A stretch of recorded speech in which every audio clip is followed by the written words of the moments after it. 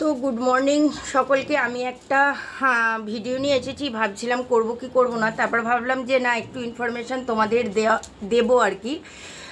তো কালকে অনেকেই আমি ওই সন্টুর পোস্টটা করাতে আমাকে অনেকে জিজ্ঞেস করেছিলে, মেসেঞ্জারেও জিজ্ঞেস করেছিলাম, কমেন্ট বক্সেও জিজ্ঞেস করেছিলে, দিদি ওই সন্টুর কী হয়েছিল। তো আমিও প্রথমে জানতে পারিনি, তারপরে আমি সংবাদ মাধ্যমে প্রতিবেদন পড়ে জানতে পারি যে সন্টুর যেটা হয়েছিল সেটা হচ্ছে সন্টুর টিক ফিভার হয়েছিল। টিক ফিভারটা হচ্ছে টিক পোকা কামড়ালে, চলো সব বলতে দাও, মিক্সি বলতে দাও। হ্যাঁ, টিক পোকা কামড়ে ওটা সংক্রমণ থেকে জ্বর আসে, এবং ওই টিক পোকা কামড়ালে না লিভারও এফেক্টেড হয়, কিডনি এফেক্টেড হয়, বিভিন্ন রকমের সমস্যা শরীরে দেখা দেয়।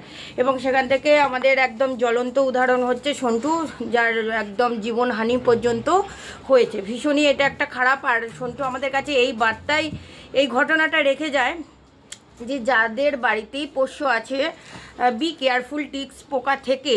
কারণ আমারও গত বছর আমার ছানাপোনাদেরও টিক্স পোকা হয়েছিল বডিতে, তোমরা অনেকেই জানো, আমি সেই সময় অনেক রকম ভিডিও করেছিলাম। তারপর আস্তে আস্তে আমি সেগুলোকে ক্লিয়ার করেছি। এখন সব বাচ্চাই আমার সুস্থ। শুধু টিক্স পোকা যে ওদের গায়ে থাকে তা নয়, আমার ঘরে, দেওয়ালে, খাটে, সমস্ত জায়গায় টিক্স পোকা চলেছে, মারাত্মক লেভেলে বেড়ে গিয়েছিল। আর সেই জায়গাটা থেকে আমি কমিয়েছি। কিভাবে কমিয়েছি তোমরা যদি জানতে চাও সেটা আমার কমেন্ট করবে, আমি তোমাদের অবশ্যই বলবো। তবে যাদেরই বাড়িতে পোষ্য আছে, এই টিক্স পোকা থেকে ভীষণভাবে মানে সাবধান, ইমিডিয়েট ব্যবস্থা তোমরা নাও, নইলে কিন্তু মানে আমাদের প্রিয় পোষ্যর জীবনহানি পর্যন্ত হতে পারে, এইটুকুই।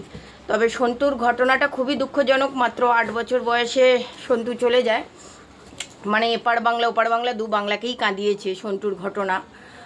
মানে খুবই দুঃখজনক, মর্মান্তিক ঘটনা আমাদের কাছে, যারা আমরা পশুপ্রেমী। আমাদের বাড়িতে, আমার তো এতগুলো আছে, চিন্তা করলেই বুক কেঁপে ওঠে।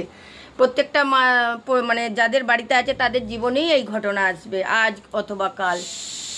সে যাই হোক, ভালো থাকুক সন্তু, যেখানেই থাকুক, আত্মার শান্তি কামনা করি। অন্য রূপে মায়ের কোলে ফিরে আসুক।